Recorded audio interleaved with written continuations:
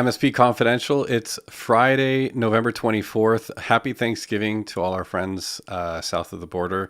Many of you know where I'm up in Canada, in Vancouver, and lots of great posts on LinkedIn about Thanksgiving and the gratitude that seems to overcome folks around this time of year. Love seeing that. Hope you're spending a great time with your families and loved ones, and sincerely wish you all the best.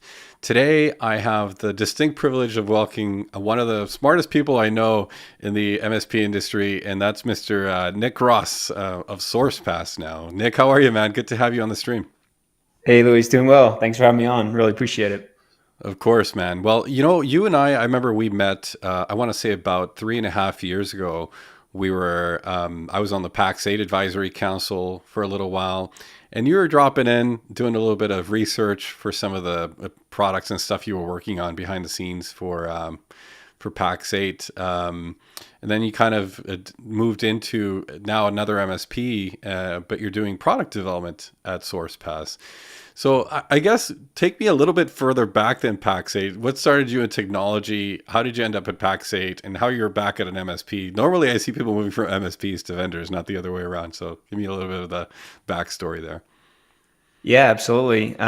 So I kind of had a non-traditional technical past. I had my first career job out of college at Charles Schwab, actually, as a stockbroker. And I really enjoyed trading, and I loved the technical aspects about that, but I really did not like kind of the stressful atmosphere that I was working in and getting yelled at a lot by just, really urgent people wanting to make trades in the sense of options. And I was on the high level option trading team. So we were doing a lot and it was just extremely stressful. So I ended up leaving that job with nothing really lined up, just trying to figure out what was next for me. And coincidentally, I had a coworker that I worked with there that had some connections at PAX 8. And when I left Schwab, I actually started a blog to teach people how to trade. And that was kind of my first exposure to more of the web development and getting out there and sense of online presence.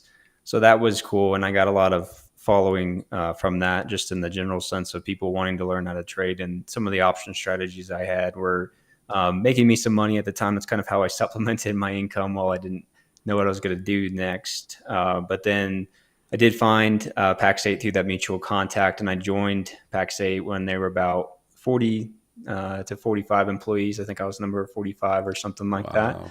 Big And difference now. yeah, that was a different time. We were, at that point, we were just barely making payroll. I was manually provisioning Microsoft licenses into people's tenants. We were partnered with Arrow then. There was a whole different kind of time at that sense, but I really was a self-starter in a lot of ways, but PAX 8 was great just because it gave me a lot of autonomy, to really make some decisions. We were growing really fast, so they needed that. But it was also just the culture of what we were doing. We were really excited. And, the more that we started to grow, the more I really threw myself into just knowledge. I was getting up early and reading a lot of books, learning a lot, just from the Microsoft realm, because that's where we did a lot of volume, and really taught myself a lot and was able to start the professional services team at PAX 8 and then kind of move into more of the product role over time. And that's over a span of, 3 to 5 years. During that time, we grew from that 40 to 45 mark to over 1,000 employees. And by the time I left, we were at $1 billion company. So it was a lot of learning. There was certainly a lot of growing pains that you experienced through that as well too. But still have a great relationship with PAX 8 and actually, because we're partnered with them, get to hang out with them a decent amount still too. So wild ride. And I transitioned actually to another MSP first out of Salt Lake, and that was Summit Technology. And I still love Summit, and Dave and Dan over there are great. Well, who brought me in, and I was looking at other vendors to kind of move into the space. At PAX 8, I kind of got a little bit burned out, but also was looking for kind of a fresh start with some of the things that I had learned and kind of more of a focus area as well too. But I ended up deciding to go with another MSP to one, validate a lot of the things that I had learned over the years from MSPs. I think I talked to thousands during my time at Pax8. I was very partner facing and was also on the sales engineering team for a while, in addition to professional services and then in product. Got exposure to great minds like yourself on the product advisory council, and really got to collaborate about different innovative ideas of the things that we were working on. So being in an MSP was a big change for me in a lot of ways, but ultimately I was really going down a path where I felt like this space is still ripe for disruption in the sense of the customer experience, and what we're doing in that area. So I started at Summit, and we were working towards that there, and then I was approached by an individual from SourcePass, and we really shared a deep vision, and they had an already pre-existing development team as well. So I was able to hop in there, and since then, we've been really working on a digital experience for our customers. So we've released the customer platform, and it is encompassing all the things that we do with our customers as it relates to support, service delivery, ordering, procurement, as well as the billing aspect as well. And we're continuing to iterate off of that. I do have around 30 developers that we have working around for the app today. So pretty exciting. Definitely another high growth company. So I kind of thrive in that atmosphere, but it's been another wild ride for sure. It's been almost a year now since I've been there. That's awesome. Well, and it's interesting some of the paths converging when SourcePass acquired Dan Johnson's business, and then Cole Halpin came over, and of course Nathan Taylor is there too. So it's been interesting to see a bit of the SourcePass evolution, if you will, and sort of this consolidation that continues to happen in the MSP industry at large. But I guess one of the things I see a lot with, I guess, more mature or larger MSPs is really this focus on, I guess you call it SecOps, DevOps, custom development, highly automated processes for everything from reporting to obviously connecting apps and stuff like that. And so it's no surprise, I guess, that you see many more people kind of having these interesting dualities of they're in IT, but they're kind of developer brains or engineer brains writing connectivity between tools and stuff like that. And so how much of this internal stuff are you working on versus sort of customer facing development or apps and stuff like that? It's definitely a little bit of both. I mean, we're actually going through, because we've acquired, as far as SourcePass, we've acquired 10 companies in the past 18 months. So there's a Ooh. lot of growing pains, obviously, from that. And the other thing that we do is we integrate tools and all within 90 days of acquisition in most cases. So we're really efficient at it, but it does cause, if you do things that quickly, there's going to have its own ripple effects. So we have to build automation around it in order to be able to continue to grow linearly in that way, or non-linearly, I should say. And a lot of that, we built Quest. We're kind of drinking our own champagne as far as the internal tool sets that we have there. A lot of it's customer facing today, but we're trying to build more automation internally for the things that we're doing. One of the big aspects of the platform that I'm most excited about really is the backend data lake that we've built around our vendors and all the data that we source as well. So that streams in data from our PSA platforms, our SOC platforms, our service tools, those types of things, so that we can aggregate and normalize those data objects and really present a lot of rich data to not only our customers but to us as well too. We call it the Insight Engine. It's really straightforward in the sense that we really want it to drive action. So I have the privilege of also managing the BI team at SourcePass. So we're standing ourselves up on Power BI. We're moving off of BrightGauge, just for the size that we're at. It's really required, for the scale that we need. But a lot of that is driving some internal process definitions, and that's largely a lot of that is a group effort, that we're doing today, and have a great team around that to really focus in on delivering on our mission statement and the things that we're doing there.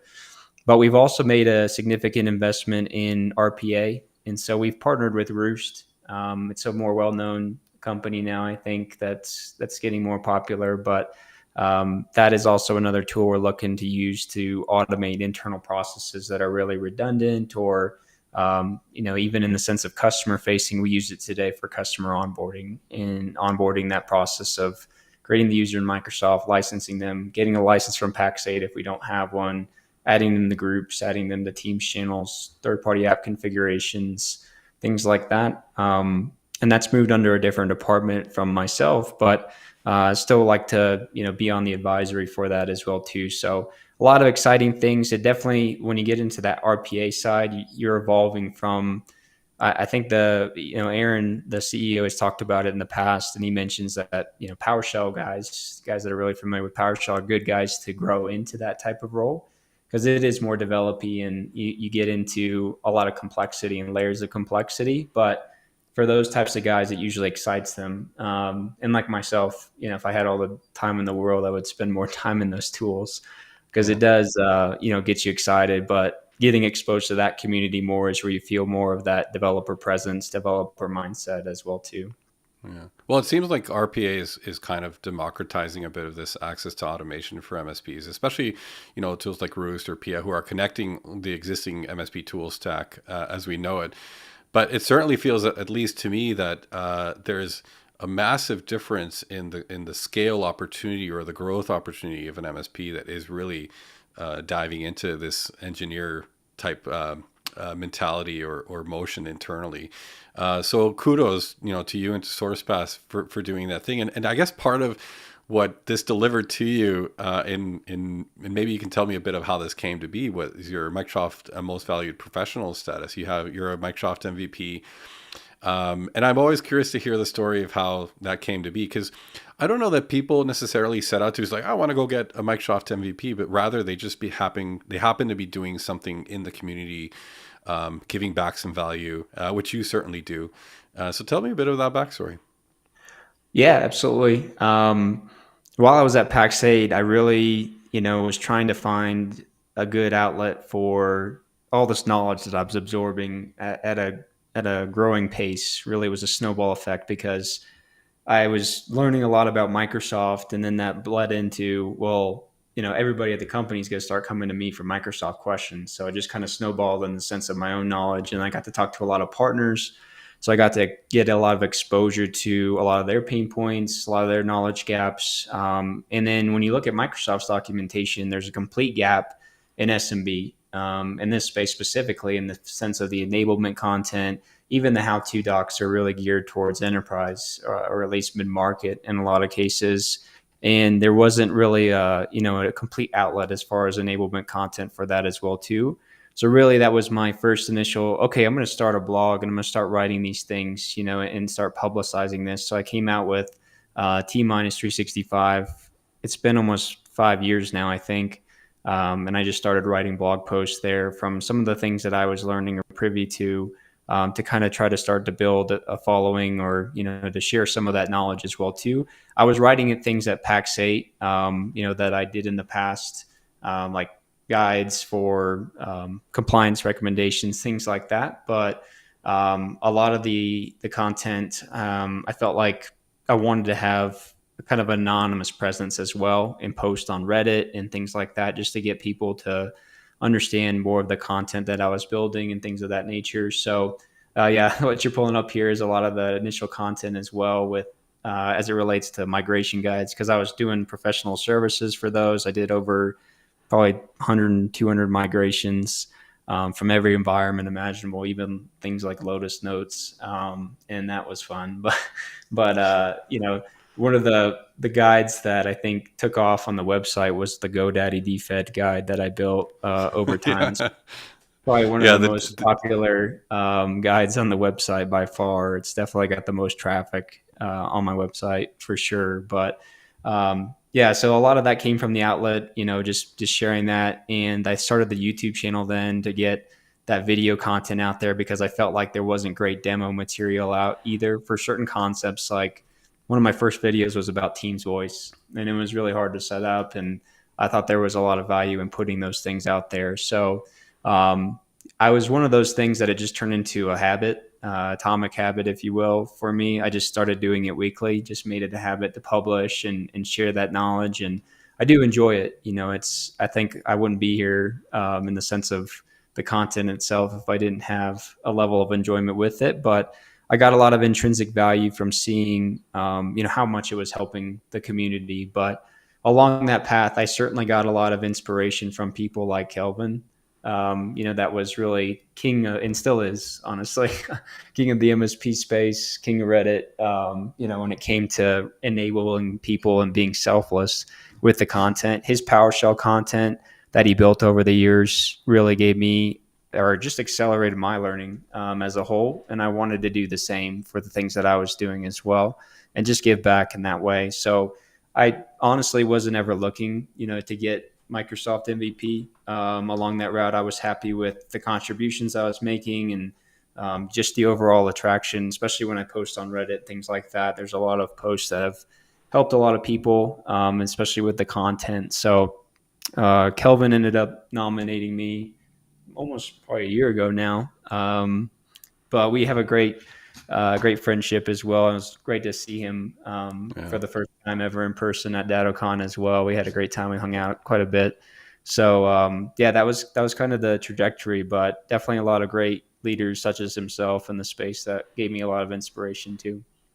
Yeah, no doubt. In my heyday of trying to figure out PowerShell things, not only was Kevin's material and stuff on his website super helpful, but he was always available at a moment's notice to help you troubleshoot some dumb thing you're doing with a PowerShell script, some syntax error, some whatever.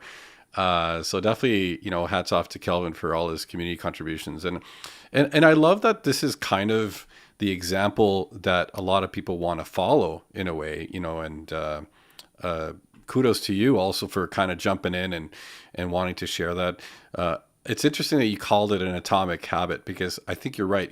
I was even mentioning to you before we started that the prospect of doing this live stream on a weekly basis seemed like a really tall order. Like, it's a big commitment, especially where there's guests and stuff involved. When you're writing, I guess you only have yourself to blame if you don't meet some of your goals for publishing regularly. But when you have the dependency on other people, so far nobody has been a no-show. So thanks for on Thanksgiving Friday for not being one of those people. But certainly sort of you create a habit. And then once I got started, I found that it was way less of a concern than I thought. And I try to think about these things often in the context of MSPs or IT people. In fact, just the other day, I started reading about Stoicism and the Stoic philosophy, and I found so many interesting parallels to IT and how people in IT generally think, which is kind of really aligned with the Stoic philosophy. Anyways, that's probably a tangent for another day, but we talked about T-365. What was sort of the bridge to YouTubing? Was that the YouTube stuff? Because one thing is to write content for a blog, and another very different thing is put yourself out there on camera on a YouTube video, sort of training people. This stuff, stays around forever. And what was a bit of your inflection point of, I'm going to start a YouTube channel? Yeah, real quick on Stoicism, the Daily Stoic by Ryan Holiday's great book. I don't know if you've read that, but just want to flag it out there. It spoke to me. I just added it to my Audible playlist because I have been getting the daily email. I subscribe to the daily email. Nice. And it's one of the things I found that normally in the morning I'm just delete through all my junk email. But I find that I pause on that email and I read and I kind of center myself for a moment to think about what the email says and what are some of the learnings or philosophies they're trying to impart with it. And again, I think this back history that I have with IT, I see all these parallels and I understand. It's kind of an introspective look. It's like, oh, that's why I was doing that. Or this is sort of an attribute of an IT person that is kind of well defined by some of the Stoic philosophies. Anyways, I find that fascinating to think about. Like I say, I could get into the rabbit hole here quite deep because I've been going off the deep end with that with ChatGPT. I've been having a whole conversations with ChatGPT about Stoicism actually. So, Nice. yeah. Yeah, I'll have to have a sidebar on that. It's been passed to mine as well too. I learned a lot from it from listening to Tim Ferriss and stuff too. But Yeah, it's good stuff.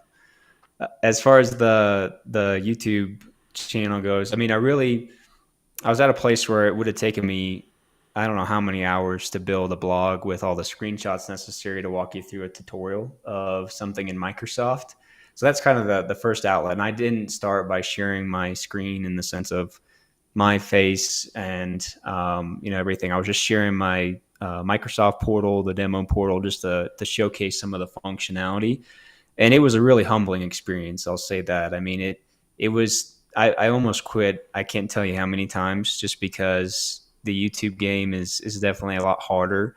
And in the initial phases, I recognized that I was saying like 100,000 times in a 10-minute video, and I would cut all that out. So it trained me really fast to not say and it was actually a really good, positive, intrinsic way of growing without necessarily having any followers at that time and just publishing videos out there.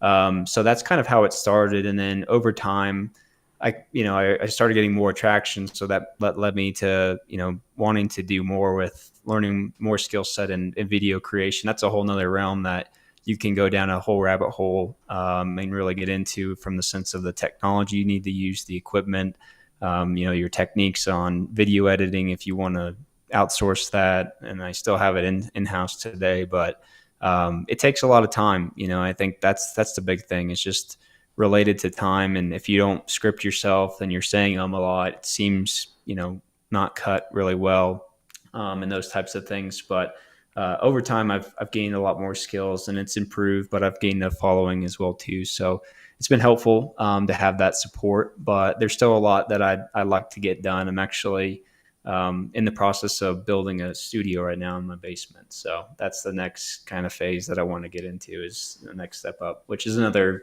hurdle, but I like to learn. So it's all good. Well, Black Friday, I think, is one of the key holidays for those with gear acquisition syndrome, as you know. And so, if you're building a studio, I'm sure you have, plenty of carts, online shopping carts, sitting around in your browser tabs. But kudos on your thumbnail game, man, because yeah, I know that I watch some of the Mr. Beast videos and some of the thought that goes into how much design and creativity they're doing around just the thumbnails. And so you're obviously spending some time and thinking about this to some extent. So congrats on the thumbnail game.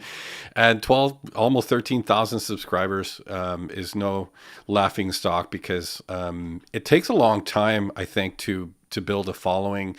And a lot of it, and maybe you can confirm, is probably the consistency of just staying with it and posting and just continuing to do your thing. And I guess retreating to the why of why you do it. And maybe you can speak to a little bit of the why. Part of it you mentioned was the habit, but there must be some other intrinsic motivation as you learn. And maybe it's that desire to just share the learnings with others. Yeah, a lot of it's that. I think, I really value what I absorb, but I feel like it could provide so much value. And I think it holds a deeper weight to me, just knowing how many people I've talked to in this space, people I continue to talk to. And there's a lot of OML challenges that Microsoft can help with, but there's also a lot of events, that Microsoft inevitably does or comes out with, like NCE or GDAP or something like that, that cause a lot of pain for a lot of people, and especially in this space. And I like to be there to provide kind of the best quality content. That's where I get a lot of my own internal satisfaction, but I know it's helping a lot. So that certainly drives a lot of the value as well. The analytic game and navigating Google's algorithm is definitely its own learning path as well, outside of just like making good quality videos. The way in which you retain users, the way you title your videos, the way you tag them, all has its own play as well. The monthly update videos I do for Microsoft updates are pretty popular, but I was calling them something for some amount of time, and then I changed the name to What's New in Microsoft, and I got like a couple thousand subscribers in the next week because of that name change, not because Interesting. I was doing anything else. I've never actually paid for advertising. It's all been organic growth. I get a lot of just organic views from posting in places like Reddit, and Facebook communities, things like that. So that's something that I could look at doing, but the other I fight myself with that because I also don't want to play too much into that game, because I feel like when you go down that route, you become really unauthentic, and it distracts from the quality content that I'm trying to produce for this community, which it is the audience that I'm trying to hit is the MSP space, or people who are more SMB focused. And I know that I've hit that from people outreaching to me and saying how much it's helped them, and how much it's helped their business in some cases where it's not even an MSP. So that feels really good. I think that's really where I get a lot of that motivation. But um, I don't like to go down too far of the what's making the best route from a Google algorithm standpoint, just Right. because it often leads to just poor content in my mind. Um, I touched on this a little bit with Kelvin, I remember, and he was talking a bit about some of the things that he's put out there, whether it was scripts or PowerShell stuff, or and his ability to help people when they're having issues with those things. And you mentioned a bit of having to kind of remove himself from that equation to some extent. I guess people perhaps cross this line from time to time of the demand and the expectation of support for things that are just an honest contribution. And I'm curious how much pressure you feel from time to time with that. Because if you're publishing this kind of content and somebody has an issue, and obviously PBAC, right? Problem between keyboard and chair. But there's I guess some pressure you must feel from time to time to help people when they reach out, and do people reach out? Oh yeah, yeah. I get a lot of outreach, a lot of people hitting up either the website or commenting on YouTube or emailing me, and I try to respond. I slide in some dedicated block hours into my calendar to set as just a focus time to respond to the questions or help direct them in those types of situations. And in some cases, I get on the screen share if it's content that I've recently made that I know is not out today, but when some people reach out sometimes about a PowerShell script I wrote 3 years ago, I know it's out of date. And I kind of just respond like, hey, I'm sorry, like this is, kind of the situation here, because there's only so much time in the day for those things.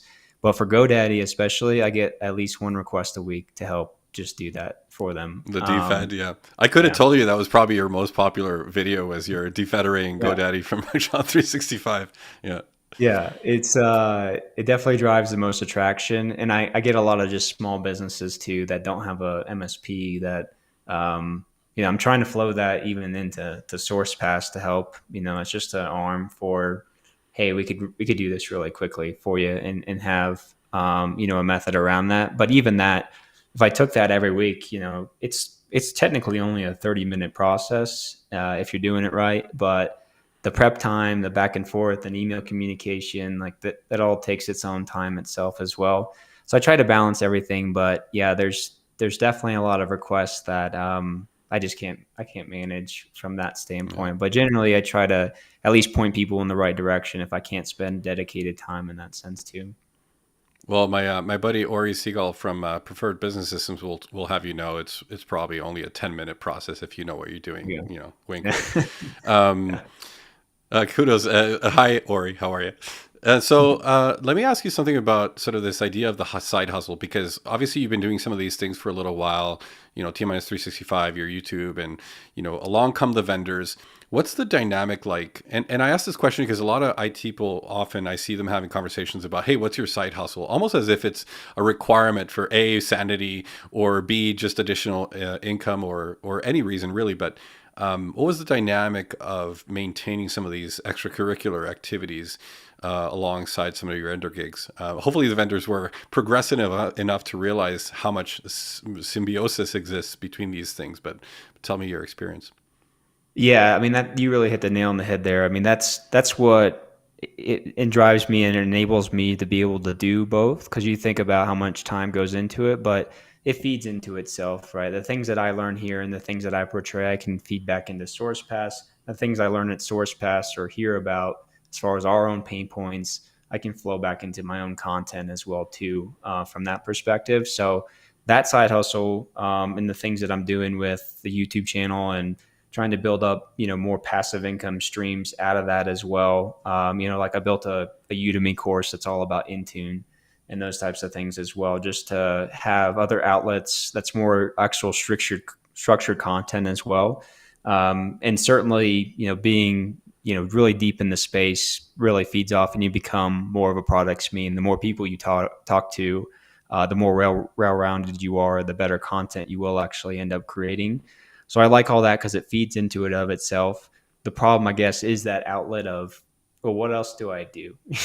Besides Mm. just Microsoft, just technology and those types of things. So I have my own hobbies and things like that, and I live out.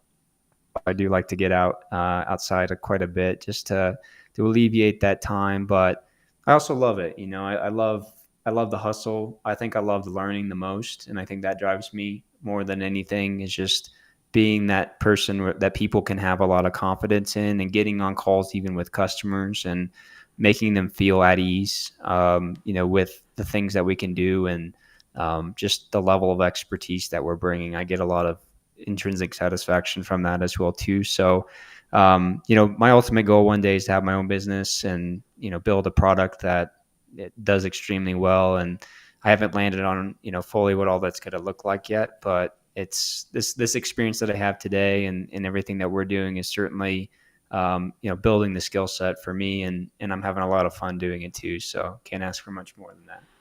Yeah. Well, it seems like you're off to a good start with this 365 and CIS controls stuff. And I just realized this is the topic of today's live stream, and we're 32 minutes in, and we're just touching on it now. So apologies for the bait and switch there, everybody. But lots of interesting things to learn and know about Nick that are a good precursor to getting into this conversation about CIS controls. I guess the compliance wave is one of the things I'll talk about, because I think this is the thing that a lot of people are going to be surprised by. The conversation I was having the other day with somebody, they were saying, ironically, insurance is moving more of the market forward in terms of security, compliance, and alignment to frameworks than even the cybersecurity needs themselves are, it seems. And so, what was the, I guess, impetus to go and build out this alignment? Maybe a requirement from SourcePass to do it across all the SourcePass clients, and hey, there's an opportunity to build this out as a framework to help others too. But so tell me a bit of the inception stage of this project. Yeah, this is kind of years in the making, honestly. I actually wrote a both like NIST, CSF, and CIS guide when I was at PAX 8, and it wasn't to this degree. It wasn't in this much depth, but when we were at PAX 8, and when I was listening to a lot of partners about their own security practices, it was often just a checklist. It's just hey, I do XYZ when I onboard a tenant, and I'm going to say that's security. And a lot of people also were looking for that guidance, but didn't really have a good reasoning behind why they did that or what they prioritized. And for me, when I looked at that and I looked at other people giving the recommendations, there was a lot of lacking enablement content. I think there's tools out there that can help you with this, but they don't take into consideration the full picture, like how that's going to impact the end users and what communication methods or messaging that you need to get out there. What tips do you need to know? What guides do you need to have? What PowerShell scripts can you use to automate it? And I really wanted to bundle that up and bolster it against a really well-known framework that is more of a baseline that a lot of people can adopt, not just somebody that falls under regulatory compliance such as HIPAA or FINRA. And I actually wrote a blog, and I can share it out as well too at the end. But I made some similar cybersecurity predictions, at the beginning of this year for going into the next couple of years here. And cyber insurance is definitely one of the things that you touched on that I think is driving a lot of activity. But I also took a heavy look at the GRC space and the tool sets that were out there, and I saw a lot of tools that go really wide, and then they have certain lacks when it comes to the evidence collection. I think there's a good organization there, but I think that space is going to continue to grow. There's been a huge explosion. There's a lot of money flowing into that space. There's a lot of value in that space as well, which is why I think somebody such as ScalePad went out and acquired Control Map, and really wanted to build a GRC offering as well, from the standpoint of the things that you could do as an MSP. But a lot of the regulations coming out now, in addition to cybersecurity compliance, I think are really going to drive people to not have self-attestation for evidence collection. And I think people are going to start to require a standard. I mean, they defined what an MSP was from a governmental perspective earlier in the year as well too, and that's going to have its own ripple effects as far as what you need to do for your own compliance as an MSP. So all that led into, hey, I could really build much more automated guide with this. I got some inspiration from the scuba assessment from CISA that they came out with. It's really a publicly available PowerShell repository, and I took that and I forked it and I mapped it to the CIS controls. And then I was like, okay, well they mapped a lot in that sense, from the standpoint of what you could do, but they still didn't have everything that I wanted, like Intune, for instance, and recommendations against that. And then I took a look at CIS as well, and CIS has a 365 benchmark, and that has a lot of great recommendations as well. But it's really geared towards your E5 type of license and the things that you can do in that space as well. So I wanted to kind of build my own blend of everything that really catered to this space, got into some of the more modern architecture. Because when you look at CIS and the recommendations, they're very much also built for a legacy environment versus cloud native, Right. or a more hybrid moving into cloud type of focus. So I did that and I mapped it all across the matrix, and the guide's been really popular, as far as just the feedback and the overall structure of it. I think it gives MSPs a good sense of priority, in those senses, but it also gives you a good baseline to work off of from your Microsoft controls as well too. So I've done the same with NIST 2.0 for cybersecurity framework, but the CIS one's definitely the most popular for sure. Yeah. Super incredible stuff, man. Congrats. Well, something I've talked about with people about the compliance as a service project, I guess, that MSPs are taking on is kind of the difference there is between doing some of the technical work and then the very administrative nature of everything else. Just the tracking, the documentation, the repetitiveness of that. And I find a lot of people just are not excited about that part, particularly. And so this is kind of why I see so many of these interesting GRC products. Control Map is included in that, really solving for the automated evidence collection and doing a lot of the work that normally would have been repetitive tasks to try and get this stuff done. But you've probably talked to a number of MSPs around this process, and I'm curious if you've seen this distinct, separation between the actual technical work and, maybe the not so exciting project management side of it.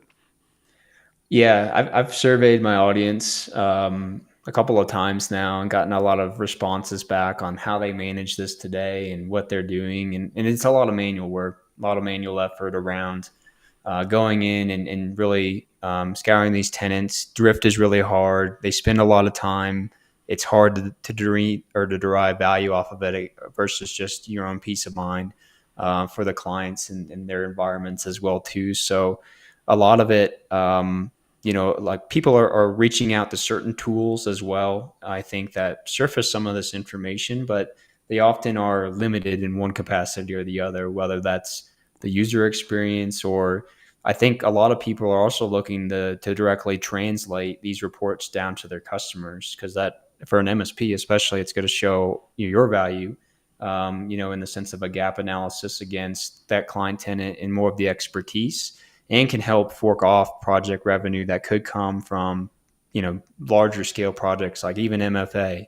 And you can't just flip that on a tenant. You have to go through a project and you have to educate the customer. You have to go through notifications about, timelines of when that's going to happen, what they're going to see, and those types of things, just to keep, a certain level of peace, if you will, with the actual experience of rolling that out and actually getting adoption, and for them to understand that the reasoning why they're doing that. I think is also very important as well. So I think a lot of these things are under adopted for things that you mentioned as far as the tediousness of rolling this out, the project work, the documentation that you do have to collect when you talk about that. So people are taking this guide and they're white labeling it, and they're putting their own spin on that as well too, and then they're mapping some of the evidence as well. So I think that's awesome. I'm glad that can be kind of more of an anchor, and especially with CIS leveraging the IG1 through IG3, designations to really help prioritize, what's the most important, what's going to help reduce your attack surface the most as well. Yeah. Talk to me a little bit about how you're managing the evolving nature of the changes too, because I suppose Microsoft in their infinite wisdom and the changes to their environments and the innovation around their products, what is your own process to sort of reabsorb everything and almost regression test your document and your guide and everything else? I'm just curious how you're managing that just from a purely administrative perspective.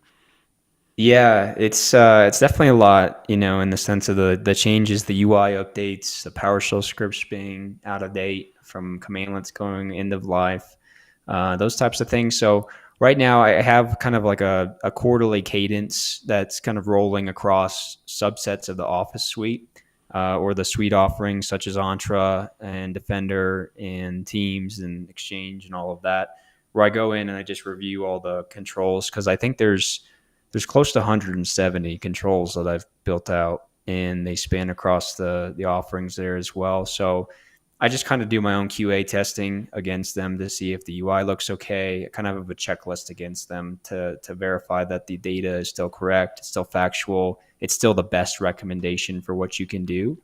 And then I built a side to my blog just called docs.t-365.com, and that acts as it has a Git background, so it can track the version history as well, and I can treat it more like code in that way for the updates. And this has got more of my technical documentation as well, where it has more of the code and things like that listed in it, and the security controls that you have on the left hand side there, kind of expand into each policy and reference all of that material. So this is also where I'm coming in and trying to update that so that it's universal, and I can track the versions as well too. It's definitely tedious, but it's working okay so far. I was reading or listening to a podcast. Shane Parrish has a podcast called Farnham Street, and he was interviewing this writer, Maggie Smith. She's a poet. And one of the things she said is, people say that the pleasure is in the journey along, finding fulfillment in life and all these things. And she had this quote, was just great. You have to love doing it more than you have to love having done it. And I feel like that rings true, especially in this, context of documentation. Documentation is never done. The updates are never done. Like there's going to be never a sense of we're done here. We completed this. And so you really have to love the process, I think, to sort of get behind this, don't you? Oh yeah. It's especially with Microsoft, right? That's one thing where they change it like every week. The name changes, right? Everybody can relate to that. I think the most palpable for me, that was one of the most frustrating that I had to go through, was I built that whole Intune course, and it's like 20 hours worth of content, and I had everything as like the endpoint manager admin center, because that's what it was still named. And then like the week after that, they renamed it back to the Intune admin center. And it's a subtle thing, but it's just like one of those things that's like super frustrating, because in all my videos, I'm like referencing that, I'm popping it up, with the name for the URL, calling it that. It's brand recognition.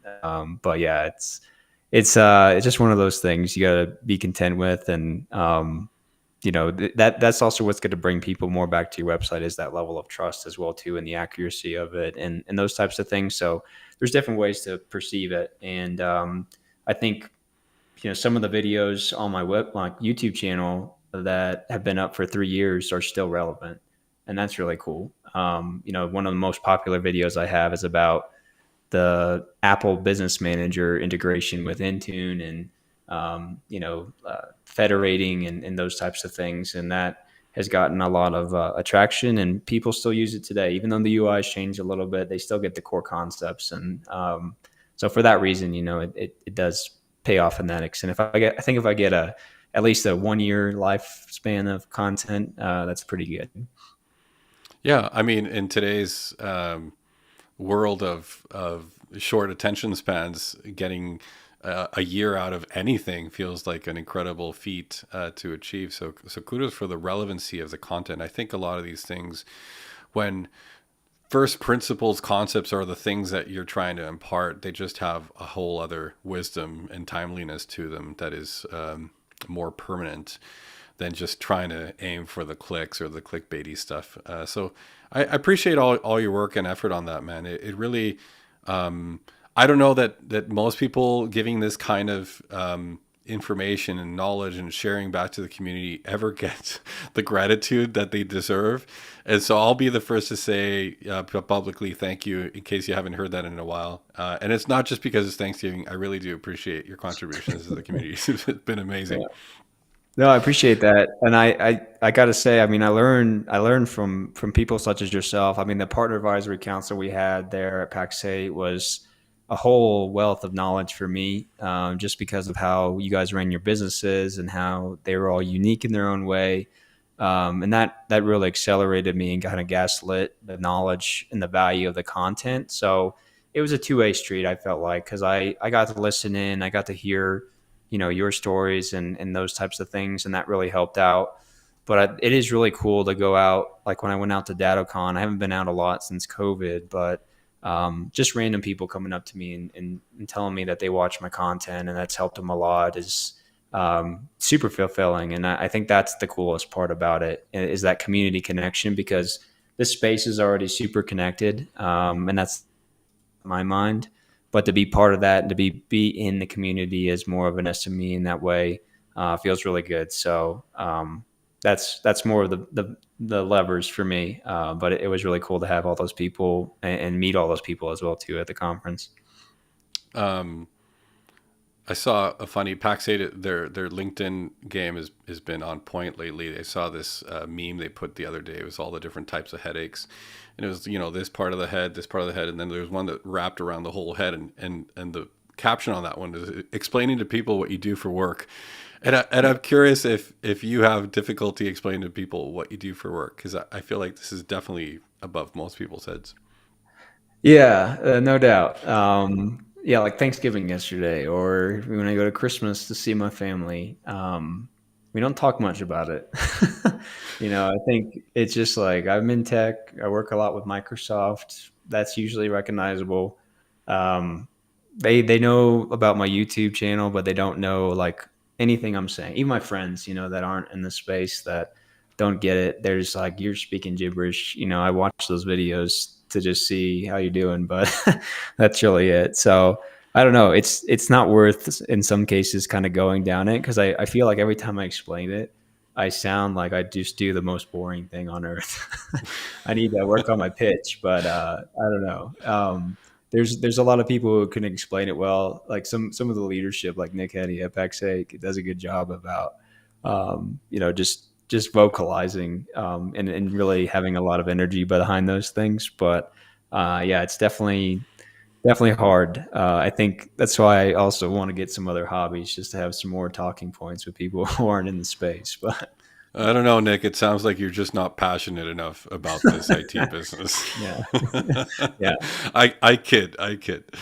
no, Well, I don't want to take us before beyond the top of the hour here, and I thought maybe I could twist your rubber arm to do some rapid fire questions. And some of these are maybe not so rapid fire, but who cares? I make the rules. And so here we go.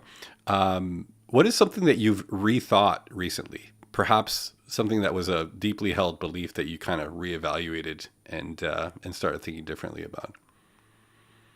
um, I think it's motivation. It's something I've learned more so at SourcePass, because I now manage close to 50 people, and traditionally I've been an individual contributor my whole life, and a lot of the side hustle stuff is just me. I outsource more now than I have in the past, but I think a lot of it, I was kind of not micromanaging, but really getting way too much into the weeds, and I really thought I needed to do that in order to be able to be successful and to drive the correct types of things.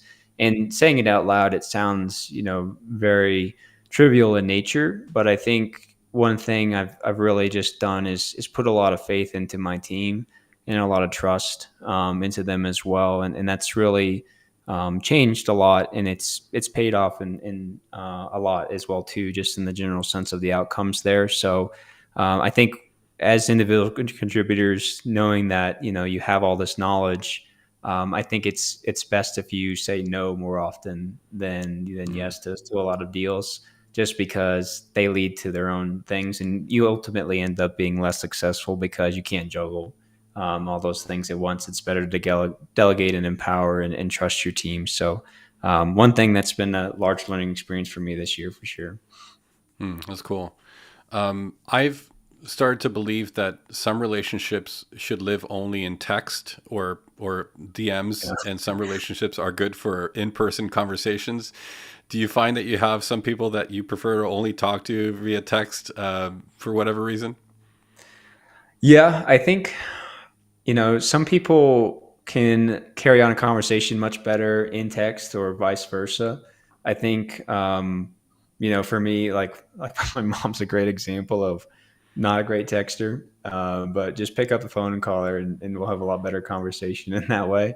But in tech, yeah, especially there's just a lot loss of translation. I also work with a lot of people out of New York because that's where SourcePass is based, and nothing to knock against them in that sense from their communication methods. But sometimes like some messages come across as a lot more passive aggressive, just over text and Teams versus if you pick up the phone and call them, they're super nice, and they're not being that way. It's a different culture, obviously in that sense. So that's another example too. I feel like some degree or modicum of in-person exposure helps justify the passive aggressiveness in text after the fact, and so once people get a chance to see what you're actually like and that you're not a threat, they kind of let the passive aggressiveness slide in the messaging. But when it's the only thing sometimes people make different opinions about it. That's so funny. Complete this statement, Nick, if you will. I am a person who blank. Um, I'd say believe hard work pays off. It's been a motto of mine for a very long time now.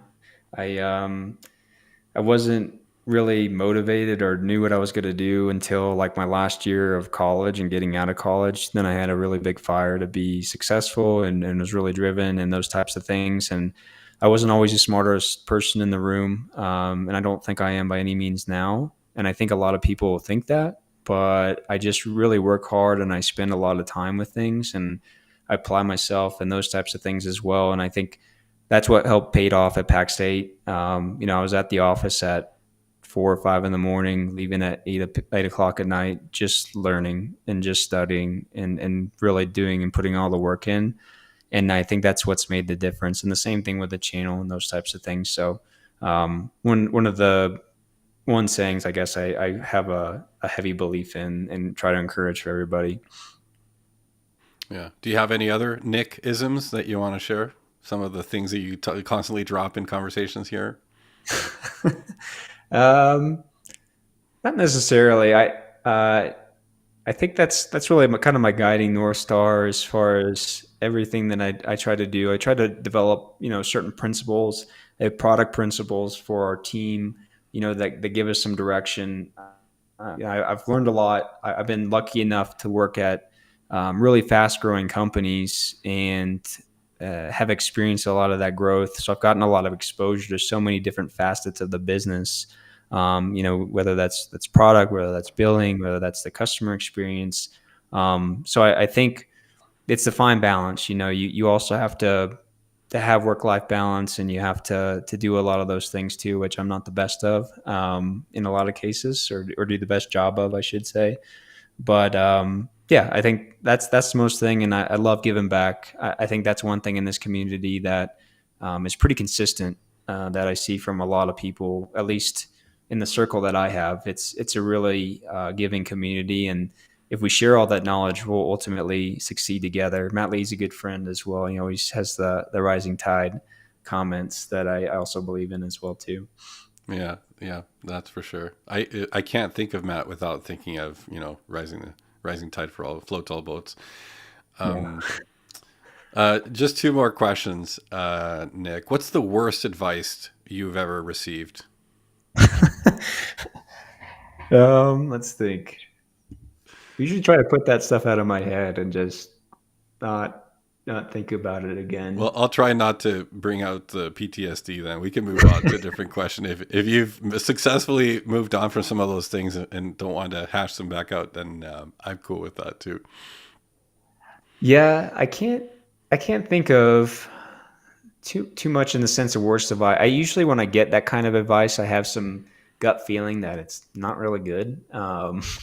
Or I'll just like ignore it because I think there's a potentially better way, and I've certainly learned through a lot of my learning has actually been through pain, in the general sense of just making mistakes. And I think you have to do that, and you have to feel that in order for it to sink in, so you don't do it again, or you have those kind of sixth sense, spidey sense going off, right? When somebody says something or the company's doing something that you've seen it before. It's maybe a different form or shape, but those things have helped me out a lot. And again, um, being lucky to be at a really fast growing company has certainly given me a lot of that perspective too. So nothing that I can think of from that sense been a learning opportunity.